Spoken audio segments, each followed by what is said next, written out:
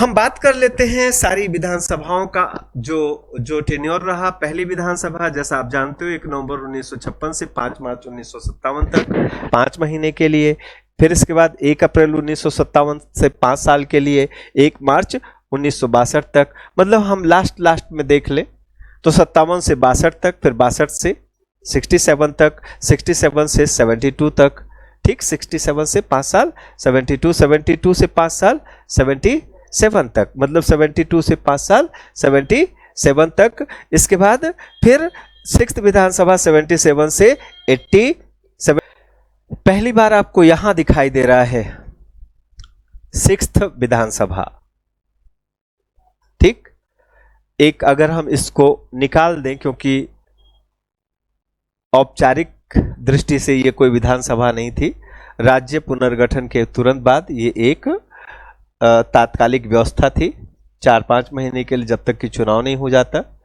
जब इलेक्शन हो गया, जब चुनाव हो गया, तो दूसरी, तीसरी, चौथी, 5वीं, ठीक, पांच लगातार 5 विधानसभाओं में से 4 विधानसभाओं ने अपना 5 वर्ष का कार्यकाल पूरा किया। 5th विधानसभा थी। इसका टोटल टेन्योर क्या था?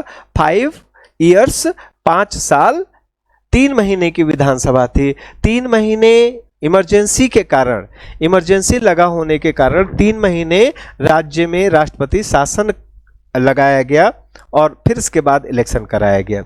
तो अब गौर कीजिए, 6वीं विधानसभा 3.5 साल की विधानसभा रही। इस बीच में यहां जनता पार्टी की सरकार रही, ओके। और जैसे ही फिर कांग्रेस की गवर्नमेंट बनी केंद्र में, उसके बाद ये यहां यानी जो 6वीं विधानसभा है वो इंदिरा गांधी जी द्वारा 3.5 साल में ही भंग कर दी गई, इंदिरा गांधी की सरकार द्वारा, और यहां पर फिर से एक बार राष्ट्रपति शासन लगा दिया गया। तो ध्यान रखना आपको, 5वीं विधानसभा का एंड भी राष्ट्रपति शासन से हुआ और 6वीं विधानसभा का भी एंड राष्ट्रपति शासन से हुआ। फिर 7वीं विधानसभा आई। 7वीं विधानसभा 80 से 85, 5 साल 7वीं पूरा करेगी। 8वीं 85 से 90, ओके। 9वीं 90 से 92 तक, 90 से 92 तक। फिर से ब्रेक आया। कैसे ध्यान रखोगे आप? मध्य प्रदेश विधानसभा, जो मध्य प्रदेश की विधानसभा है, अगर वो एक स्टूडेंट है, एक बच्चा है विधानसभा, तो उसका एडमिशन करा दो, ठीक है। तो पहली क्लास उसने 3 महीने में पास कर ली, ओके। पहली क्लास उसने 3-4 महीने में पास कर ली, ओके। दूसरी क्लास, तीसरी क्लास, चौथी क्लास, अपना जो भी शेड्यूल टाइम था उसमें पास किया, लेकिन 5वीं कक्षा में फेल हो गया, फिर 6वीं कक्षा में फेल हो गया और फिर 9वीं कक्षा में फेल हुआ, ओके। तो 5वीं, 6वीं और 9वीं विधानसभा आपको ध्यान में रखनी है।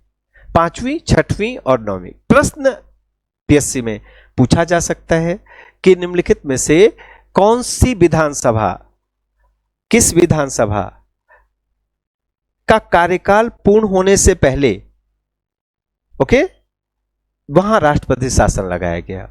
तो ध्यान रखना आपको, इसका उत्तर होगा 6वीं और 9वीं। 5वीं का कार्यकाल पूरा हो गया था, लेकिन जब कार्यकाल पूरा हुआ तो क्या हुआ? तो नेशनल इमरजेंसी चल रही थी, राष्ट्रीय आपात चल रहा था देश में, उस समय इलेक्शन नहीं हो सकता था, इसलिए राष्ट्रपति शासन लगाना पड़ा, ठीक है।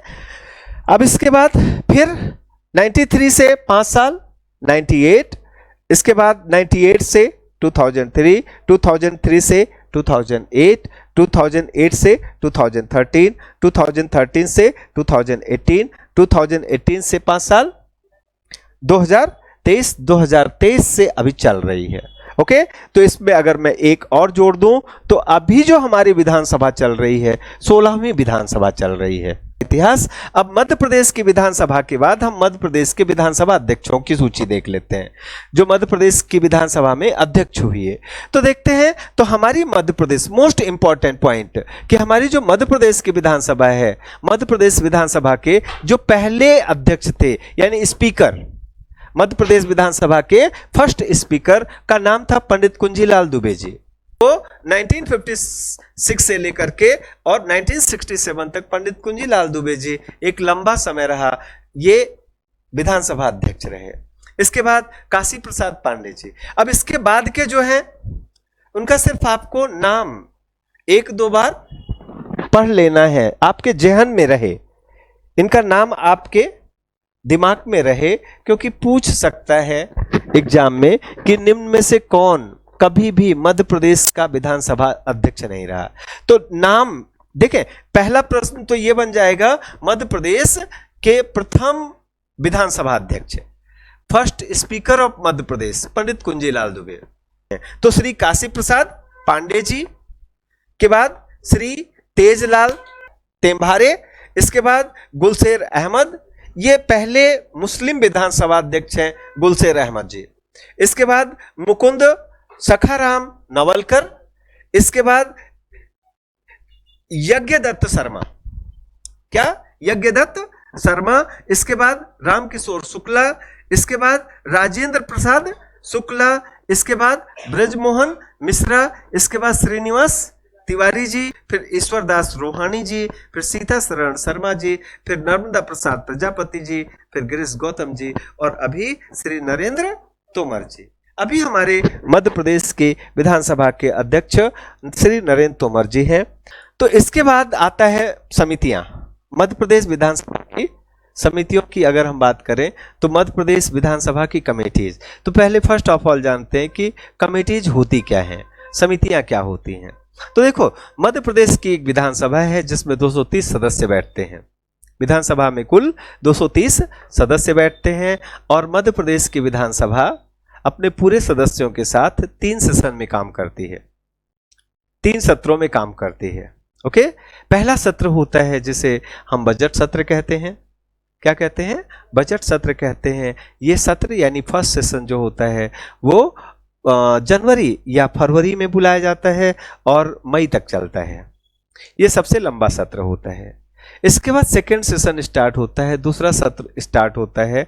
जो दूसरा सत्र स्टार्ट होता है उसे मानसून सत्र कहते हैं।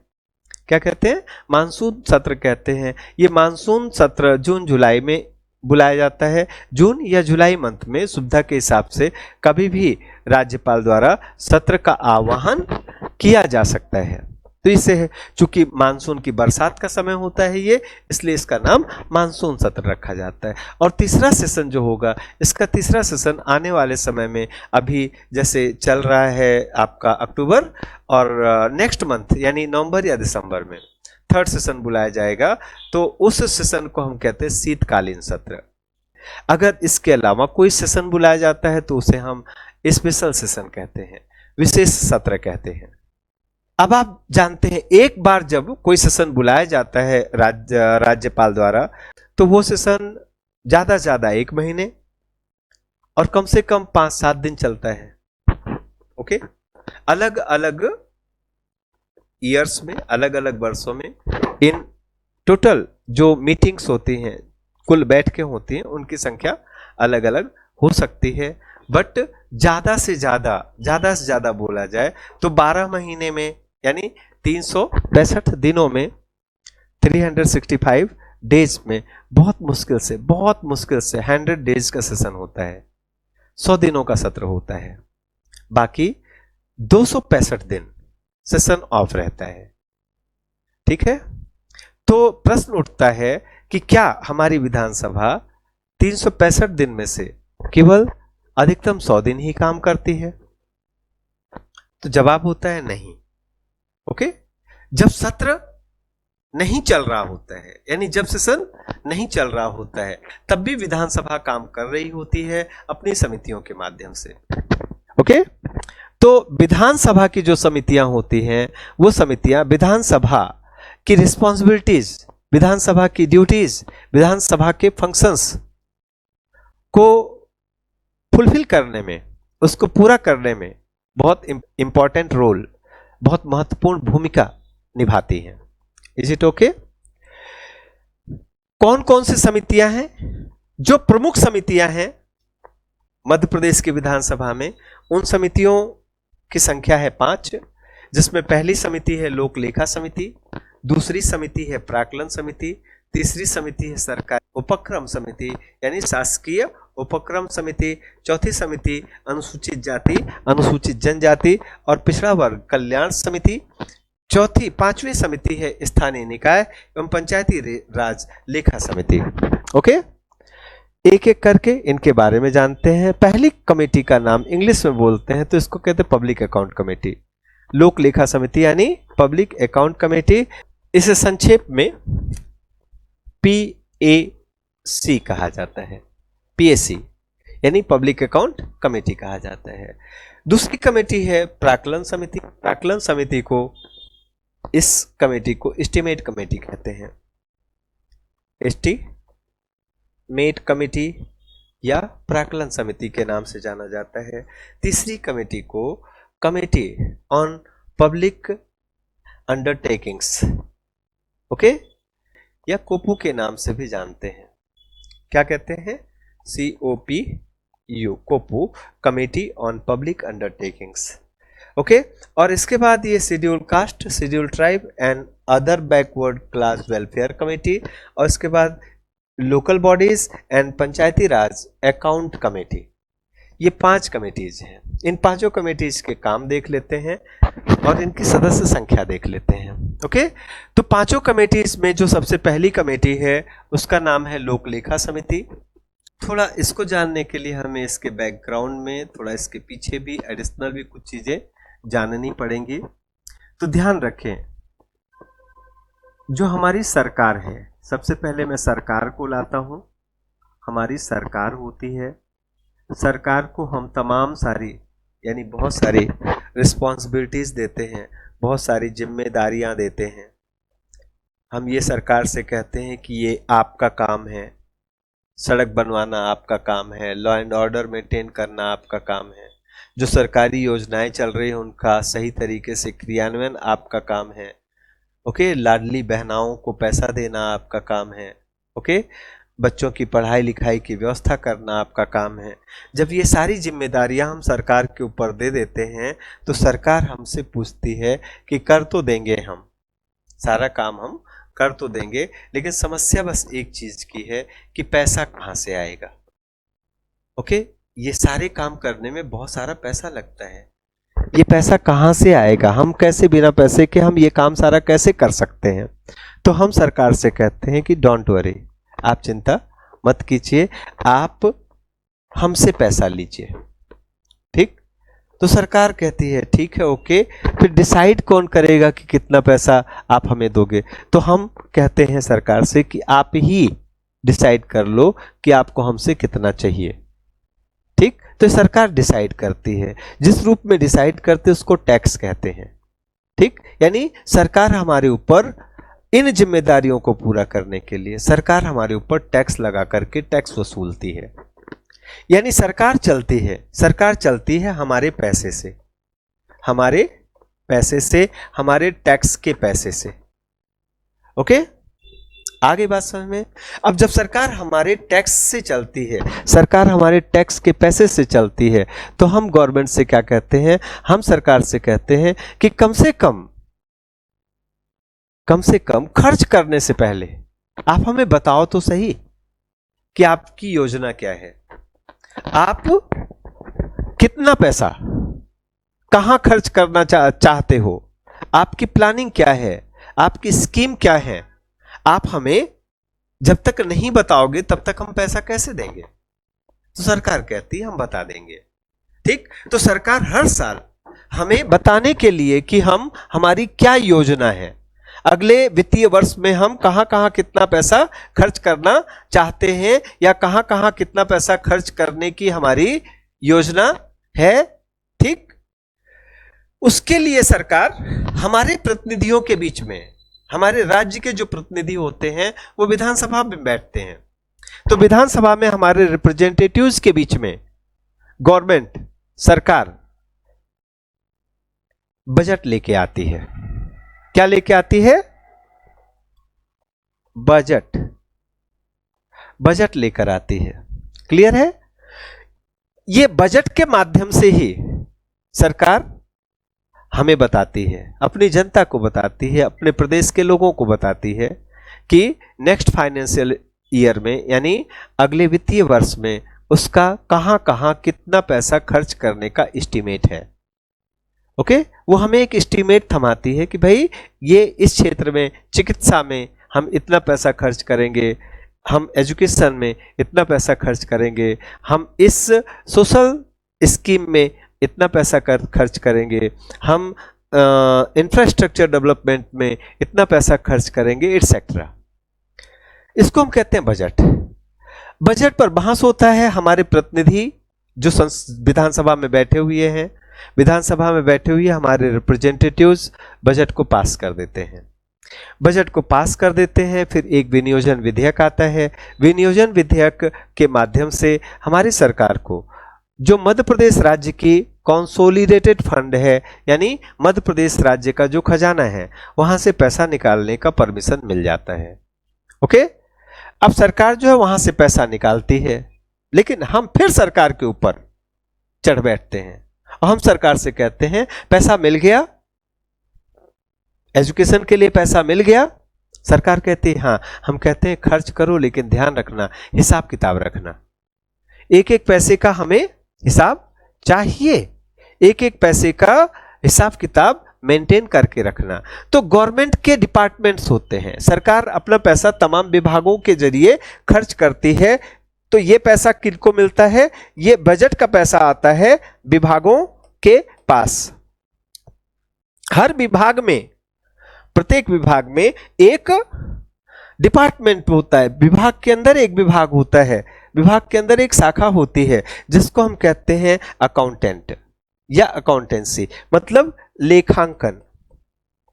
लेखांकन, लेखांकन यानी अकाउंटिंग। अकाउंटिंग का मतलब क्या हुआ कि सरकार एक एक पैसा जो खर्च कर रही है उसका हिसाब बाकायदा रसीद के साथ, रिसिप्ट के साथ उसका हिसाब रखती है कि मांगे जाने पर कभी भी हम सिद्ध कर सकते हैं कि कितना पैसा यहां पर खर्च हुआ।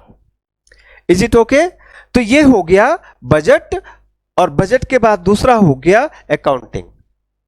अब इसके बाद जब सरकार ने पूरा पैसा खर्च कर लिया और उसका एक अकाउंट, उसका एक बही खाता, उसका एक लेखा जोखा जब तैयार कर लिया, तो एक अधिकारी आता है। उस अधिकारी का नाम होता है CAG। क्या? CAG यानी controller and auditor general of India. वो हिसाब किताब की बुक, वो नोटबुक CAG ले जाता है। ओके, और इसके बाद एट रैंडम वो जांच करता है कि जो हिसाब में लिखा गया है, क्या जांच में वो खर्च वास्तव में किया गया कि नहीं। उदाहरण के लिए एक खर्च लिखा हुआ है कि फला जगह नदी के ऊपर पुल बना, तो CAG का काम है ये चेक करना कि फिजिकली वो पुल मौजूद है कि नहीं। कहीं ऐसा तो नहीं कि पुल केवल कागज पर बना करके और पैसा निकलवा लिया गया और यहां खर्च लिख दिया गया और फिर वो पैसा उड़न छू कर दिया गया, वो पैसा बंदर बांट कर दिया गया, सबने आपस में बांट लिया। कहीं ऐसा तो नहीं है। ओके, CAG का जो काम होता है इसको कहते हैं ऑडिट। क्या कहते हैं? इसको कहते हैं, CAG के काम को कहते हैं ऑडिट। ऑडिट का मतलब होता है लेखा परीक्षण। ठीक, तो 3 काम हुए, budgeting, accounting and auditing. Okay, अब ऑडिट रिपोर्ट तैयार करके, यानी ये पूरी रिपोर्ट को प्रिपेयर करके ऑडिट पर आ गए। ऑडिट की रिपोर्ट को तैयार करके जो CAG है वो सौंप देता है किसको? राज्य के गवर्नर को, राज्य के राज्यपाल को ऑडिट रिपोर्ट सौंप दी जाती है। ठीक, ओके, राज्य के राज्यपाल को सौंप दी जाती है। किस लिए सौंप दी जाती है? कि इस ऑडिट रिपोर्ट को आप राज्य की विधानसभा में, स्टेट की असेंबली में, राज्य की विधानसभा में प्रस्तुत करोगे। अब राज्य विधानसभा में ऑडिट रिपोर्ट आ गई ऐसी मोटी चौड़ी, तो आप तो जानते हैं कि विधायक कितने व्यस्त हैं। उनके पास कहां समय है कि वो इतनी मोटी बुकलेट को देखें और जांचें और परखें, और जांच के भी क्या कर लेंगे? उनके पास कोई जादू की छड़ी तो है नहीं कि इस रिपोर्ट में क्या लिखा है उसको वो चेक कर सकें। ओके, समझे ना? तो फिर विधानसभा, गवर्नर इसे विधानसभा में रख देता है ऑडिट रिपोर्ट को, और विधानसभा धीरे से इस रिपोर्ट को, किसकी रिपोर्ट को?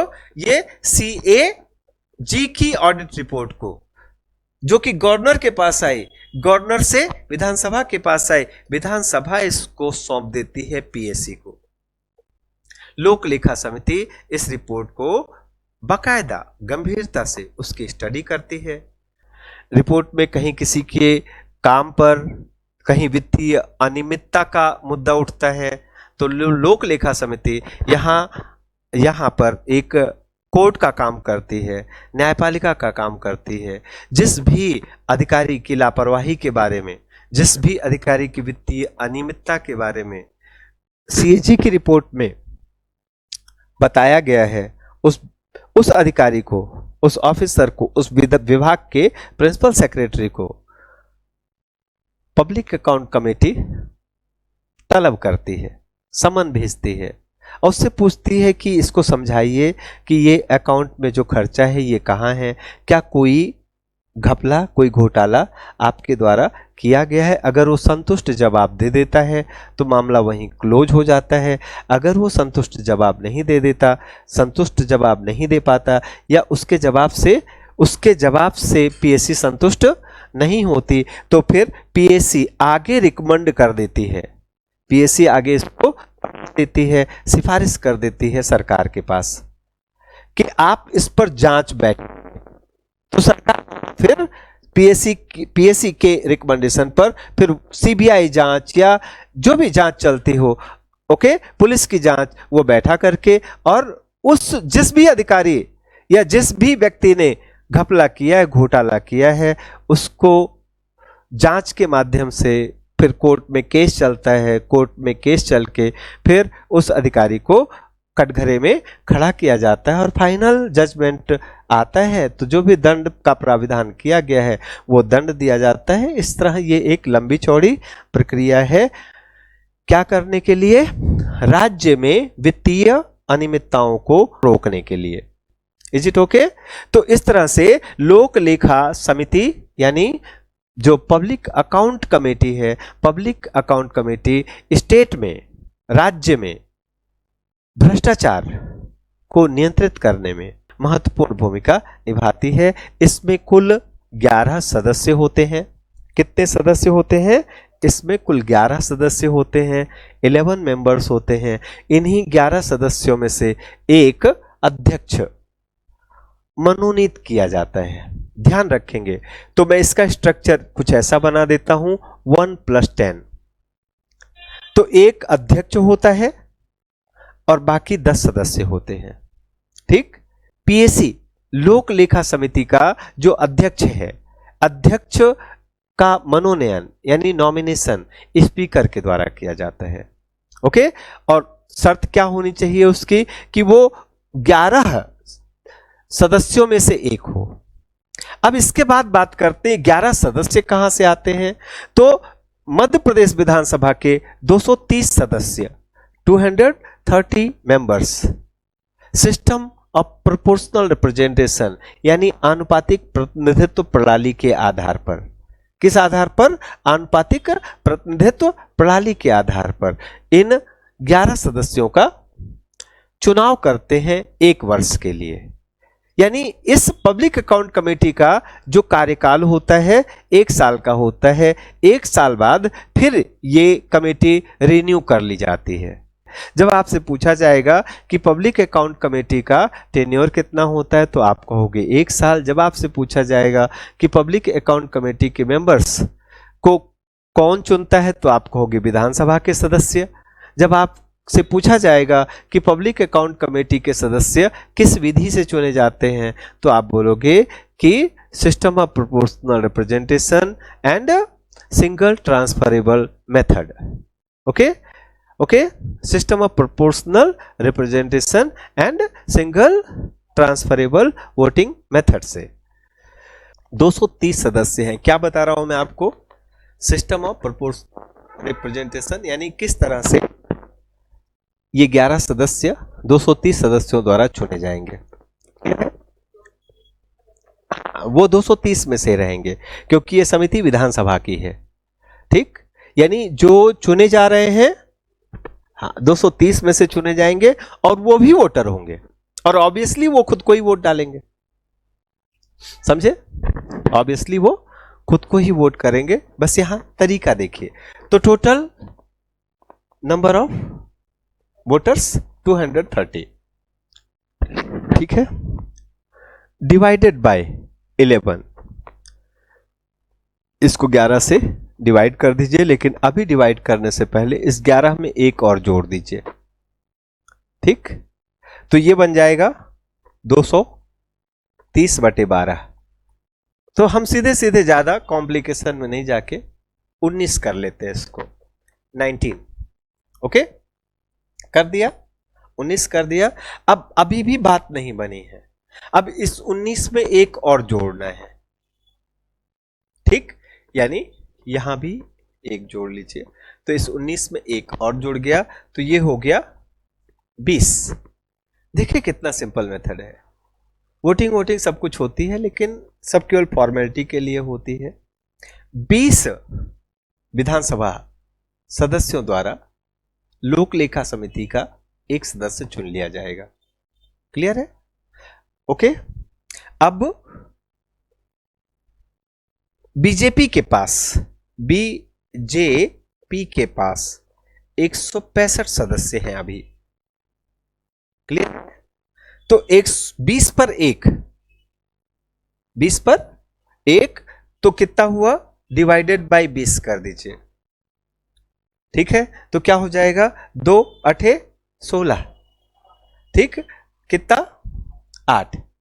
11 में से 8 बीजेपी के हो गए। ठीक, इसके बावजूद भी 8 जब हमने किया तो 160 हुए। अभी भी बीजेपी के 5 वोट बाकी हैं। ठीक, 5 वोट वो चाहे तो किसी को ट्रांसफर कर सकता है।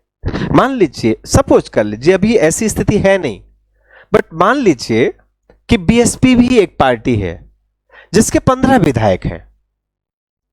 बीएसपी यानी बहुजन समाजवादी पार्टी के विधानसभा में, ये एक हाइपोथेटिकल सिचुएशन हम क्रिएट कर रहे हैं कि मान लीजिए मध्य प्रदेश की विधानसभा, प्रेजेंट विधानसभा में बहुजन समाजवादी पार्टी के भी 15 विधायक हैं। ठीक, तो 15, अब 15 में अकेले बीएसपी 15 विधायकों को लेकर के एक सदस्य पीएससी में नहीं रखवा सकती है, क्योंकि एक सदस्य रखवाने के लिए कम से कम 20 सदस्य चाहिए। तो बीजेपी बीएसपी से कांटेक्ट कर सकती है, क्या कि आप हमें सपोर्ट कर दो, हमारा एक सदस्य और चला जाए और उसके बदले में हम आपकी सुनेंगे, हम आपको अपनी सरकार का साथी मानेंगे। तो 15 सदस्य उधर से और 5 ये सदस्य, ये जो 5 हुआ, इट इज कॉल्ड ट्रांसफरेबल। यानी ये 5 लैप्स नहीं जाएगा, ये ट्रांसफरेबल है। ठीक, तो इसी कहते हैं सिंगल ट्रांसफरेबल वोटिंग मेथड, एकल संक्रमणीय मत पद्धति कहते हैं। यानी जो वोट्स हैं, वोट्स ट्रांसफर हो सकते हैं। क्लियर? लेकिन अभी फिलहाल ऐसा कुछ नहीं है। 230 में 165 बीजेपी के पास, माइनस कर दीजिए 5 में से 10 में से 5 गए, 5 बचे, और इधर हुआ 12 में से 6 गए, 6। ठीक, 65 सदस्य कांग्रेस के पास है, 65 मेंबर्स कांग्रेस के पास है। क्लियर है? तो 65 मेंबर्स में कितने सदस्य बने? 3। 20 में 1, 20 में कितने? 1।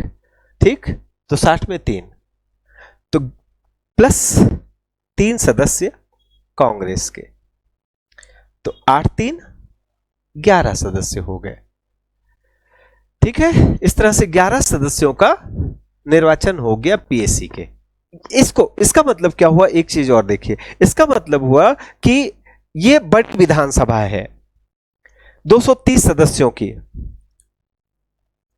इस विधानसभा में जिस अनुपात में विधायक हैं, ठीक, विधायकों का प्रोपोर्शन क्या है? 165/65। 165 बीजेपी के और 65 कांग्रेस के। अगर इसको और सरल करें हम तो ये हो जाएगा कितना, 20 से काट दें, 20 से अगर हम काट दें तो कितना आ जाएगा कि 8:3, और छोटा नहीं काट सकते। सेम आप देखो 8:3 आनुपातिक प्रतिनिधित्व है। तो ये क्या हुई, ये एक छोटी विधानसभा हुई, ठीक, जो इस बड़ी विधानसभा का जीरोक्स कॉपी है, जो इस बड़ी विधानसभा की छोटी कॉपी है। जिस अनुपात में इसमें विधायक हैं दोनों पार्टियों के, उसी अनुपात में इसमें विधायक हैं दोनों पार्टियों के। क्लियर है? इसके अलावा एक खास बात और ध्यान में रखनी होगी कि किसी भी साल के लिए, यानी एक साल के लिए यदि कोई सदस्य पीएससी में अपॉइंट कर लिया जाता है, यानी पीएससी में इलेक्ट हो जाता है, पीएससी का मेंबर बन जाता है, पीएससी का यानी पब्लिक अकाउंट कमेटी का सदस्य बन जाता है, ठीक, तो वह अगले साल भी पीएससी का चुनाव लड़ने के लिए एलिजिबल है। आई बात समझ में? यानी ऐसा नहीं है कि जो एक बार बन गया अब नहीं बनेगा, एक बात। और एक खास बात और है कि एक ही मेंबर एक से अधिक पार्लियामेंट्री कमेटीज का या विधानसभा समितियों का सदस्य भी हो सकता है।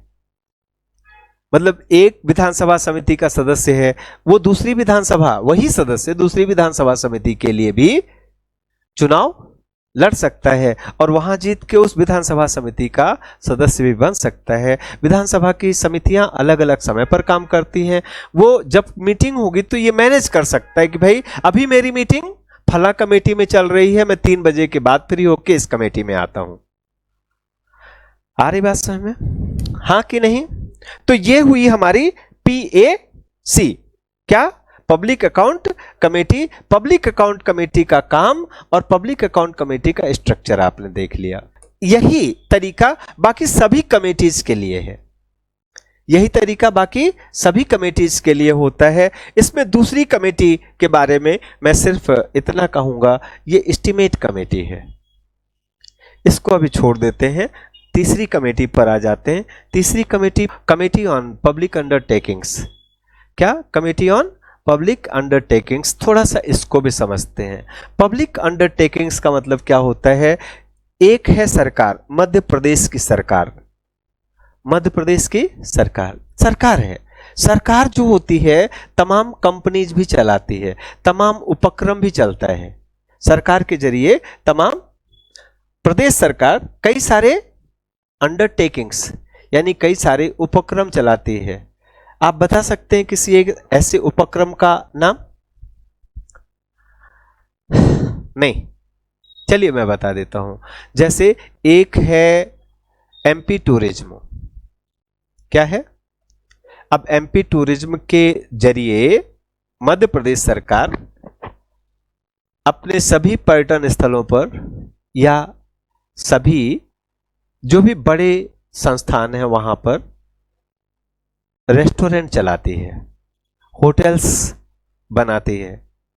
तो एमपी टूरिज्म के होटल्स होते हैं। जैसे आप मांडू जाइए घूमने तो मांडू में भी एमपी टूरिज्म का होटल मिलेगा आपको। आप भीमबेटका घूमने जाइए, भीमबेटका में होटल मिलेगा। अब भोपाल तो कोई ऐसी जगह नहीं है घूमने की, लेकिन भोपाल में भी पलास होटल है, एमपी टूरिज्म का होटल है। कभी कोई बोट क्लब घूमने जाता है, ओके, तो पलास होटल में तो रूम्स हैं, रहने के लिए है, डाइनिंग है मतलब खाने के लिए है, ठीक है, रेस्टोरेंट है। इसके अलावा बोट क्लब पर एक विंड्स एंड वेव करके एक रेस्टोरेंट है, वो भी एमपी टूरिज्म का है। तो इस तरह से जितने भी टूरिस्ट प्लेसेस हैं वहां पर मध्य प्रदेश टूरिज्म का, एमपी टूरिज्म का क्या है? होटल है। ये क्या है? It is an enterprise, it is an undertakings run by the government of Madhya Pradesh. उपक्रम मतलब जो बिजनेस करता है, जो लाभ के लिए काम करता है। ऐसे बहुत सारे छोटे छोटे इंटरप्राइजेज हैं जहां सरकार का पैसा लगा हुआ है और सरकार दूसरे बिजनेसमैन की तरह वहां बिजनेस कर रही है। ओके, तो उन पब्लिक इंटरप्राइजेस से भी, उन पब्लिक सेक्टर अंडरटेकिंग्स, उन पीएसयू से भी। ओके, हमारी विधानसभा क्या कहती है? विधानसभा, हमारी मध्य प्रदेश की विधानसभा यानी जनता के प्रतिनिधियों की सभा क्या कहती है कि आप जो भी पैसा खर्च कर रहे हैं और जो भी आपकी आय होती है, यानी जो भी आपकी इनकम होती है, इसका रिकॉर्ड रखिए। क्या कीजिए? इसका हिसाब किताब रखिए। इसको कहते हैं इंटरप्राइजेज का अकाउंट। अब फिर आ जाता है कौन? CAG, controller and auditor general. वो हिसाब किताब ले जाता है और फिर वो एटर्नम चेक करता है कि भैया आपने कितना पैसा, इतना पैसा कैसे खर्च कर दिया आपने किसको किसको मुफ्त में खाना खिलाया, आपने किसको किसको मुफ्त में रुकवाया, कहीं आपका हिसाब किताब में कुछ घपला तो नहीं है। समझे? एटसेट्रा ना, आ रही बात समझ में? और फिर वो सीएजी अपनी रिपोर्ट बना करके और फिर वही प्रोसीजर फिर वो किसको सौंप देता है? गवर्नर को सौंप देता है। फिर से फटाफट आगे बढ़ जाते हैं। गवर्नर उसको स्पीकर को सौंप देता है, यानी विधानसभा को सौंप देता है। विधानसभा में आ गया। विधानसभा, अब विधानसभा के पास फिर विधानसभा कहती है हमारे पास इतना टाइम थोड़ी है कि हम इतनी मोटी रिपोर्ट पढ़ें एमपी टूरिज्म की, खादी ग्रामोद्योग की और लाल बस की, हरी बस की, नीली बस की। अपने पास इतना टाइम थोड़ी यार कि हम यही देखते रहें। यही देखेंगे तो सालों लग जाएंगे हमें। तो फिर क्या होता है? फिर ये वाली रिपोर्ट सौंप दी जाती है कोपू को। कोपू यानी कमेटी ऑन पब्लिक अंडरटेकिंग्स को सौंप दी जाती है और फिर ये जांच करती है भी, जैसे एमपी टूरिज्म के किसी भी जो यूनिट है उसमें कोई घपला है तो उस यूनिट के जो हेड होता है उसको कॉल किया जाता है, उसको बुलाया जाता है, उससे अकाउंट पर सफाई ली जाती है। फिर वही बात कि अगर वो सफाई देने में सक्षम नहीं होता है, मतलब वो अपनी सफाई क्लियर नहीं कर पाता है, तो फिर ये कमेटी गवर्नमेंट से रिकमेंड करती है, विधानसभा की तरफ से ये कमेटी रिकमेंड करती है। क्या रिकमेंड करती है? कि जांच बैठाई जाए और सरकार को जांच बैठानी पड़ती है। समझे? सरकार उस पर जांच बैठाती है और सरकार जांच करवाती है और दोषियों को न्यायालय द्वारा सजा दी जाती है। तो ये दो कमेटीज हो गए हैं। अब नेक्स्ट कमेटी जो है, ये थर्ड कमेटी, जिसको एस्टीमेट कमेटी कहते हैं, प्राक्कलन समिति कहते हैं। आ रही बात समझ में? हाँ या नहीं? तो जो एस्टीमेट कमेटी या प्राक्कलन समिति होती है, प्राक्कलन समिति या एस्टीमेट कमेटी का काम क्या होता है? इसका काम बहुत आसान है, ये कोई जांच वांच नहीं करती है। एस्टीमेट कमेटी का काम होता है सरकार को सलाह देना। ओके, समझे? तो एस्टीमेट कमेटी पूरे साल एक रिसर्च विंग के तौर पर काम करती है, एक शोध संस्थान के तौर पर एस्टीमेट कमेटी काम करती है। ठीक, सभी विभागों की कार्य पद्धति को देखती है, उनके काम करने के तरीके को, फाइलों को निपटाने के उनके तरीकों को, सभी विभागों के एस्टीमेट कमेटी देखती है। ओके, समझे? और देखने के बाद इस कंक्लूजन पर आती है कि क्या इस विभाग के काम में सुधार की कोई गुंजाइश है। समझे? सुधार किस पर्पज से? सुधार का पर्पज होता है दो, एक कम खर्च और दूसरा ज्यादा आउटपुट, ज्यादा काम। ठीक, इन दोनों शब्दों को हम मिला लें, इसको कम खर्च को कहते हैं इकोनॉमी और इसको कहते हैं इफिशियंसी। ठीक, तो इसका जो अप्रोच होता है एडमिनिस्ट्रेशन में, इकोनॉमी, इफिशियंसी एंड स्पीड, मतलब काम में तेजी आएगी, इफिशियंसी आएगी तो सरकार की छवि बेहतर होगी। ओके भाई, आपका जो काम करने के लिए गवर्नमेंट के पास आपने कोई एप्लीकेशन दिया और फटाफट काम हो गया, तो आप कहोगे ना कि सरकार बड़ी अच्छी है। हमारा काम तो 2 दिन में हो गया, जो पहले कभी 6 महीने में नहीं होता था। ठीक, ओके। जहां पहले 100 रुपए लगते थे वहां अगर 10 रुपए में काम हो गया, तो ये कैसे पॉसिबल है? ये कैसे संभव है? काम में तेजी, कम लागत, ज्यादा काम, ये सब कैसे संभव है? इसी बात का अध्ययन करना, इसी बात का पता लगाना एस्टीमेट कमेटी का काम है। तो ये एक तरह से एस्टीमेट कमेटी जो होती है वो एक तरह से क्या काम करती है? एडमिनिस्ट्रेटिव रिफॉर्म, यानी प्रशासन में सुधार के लिए गवर्नमेंट को रिकमेंडेशन करती है। इसके बाद 2 कमेटीज और हैं, अनुसूचित जाति, अनुसूचित जनजाति, पिछड़ा वर्ग के कल्याण संबंधी। नाम से ही आपको क्लियर है कि इस समिति का काम क्या है, इस कमेटी का काम क्या है। इस कमेटी का काम है SC, ST और OBC का कैसे और अधिक कल्याण किया जाए, कैसे और अधिक अपलिफ्टमेंट किया जाए, इस पर साल भर काम करना और सरकार को सुझाव देना। और नेक्स्ट कमेटी, अगली समिति बिल्कुल वैसी ही है जैसे लोक लेखा समिति है। लोक लेखा समिति मध्य प्रदेश सरकार के अकाउंट को चेक करती है। यहां जो स्थानीय निकाय यानी जो लोकल बॉडी और पंचायती राज इंस्टीट्यूशंस हैं, लोकल अर्बन बॉडीज हैं या PRIs हैं, ओके, जो लोकल बॉडीज हैं उनका भी तो एक अकाउंट होता है। वो भी तो अपना एक अकाउंट मेंटेन करते हैं कि हमने इतना पैसा हमें मिला, हमने ये पैसा यहाँ पुलिया बनवाया, हमने इस पैसे, पंचायत, हमारी ग्राम पंचायत है, हमने ये पुलिया बनवाया, हमने ये वृक्षारोपण करवाया, हमने इतना पैसा साफ सफाई स्वच्छता में खर्च किया, हमने इतना पैसा उस स्कूल में टॉयलेट बनवाने में खर्च किया, उस स्कूल की बिल्डिंग की मरम्मत में इतना पैसा खर्च किया। तो भैया उनके भी तो इस खर्च की जांच होनी चाहिए। वो काम भी ऑडिटर जनरल करता है। ओके, वो काम भी कौन करता है? महालेखा परीक्षक करता है और काम करके अपनी रिपोर्ट इस कमेटी को सौंपता है।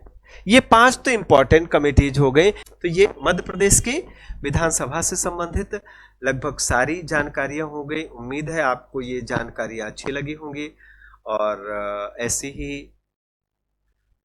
अनूठी जानकारियों के लिए, ऐसे दुर्लभ जानकारियों के लिए आप हमारा ये हमारा ये सेशन लगातार देखते रहें और देखते ही ना रहें बल्कि इसे भाई लाइक करें, सब्सक्राइब करें और शेयर करें। थैंक यू, धन्यवाद। जय हिंद और जय भारत।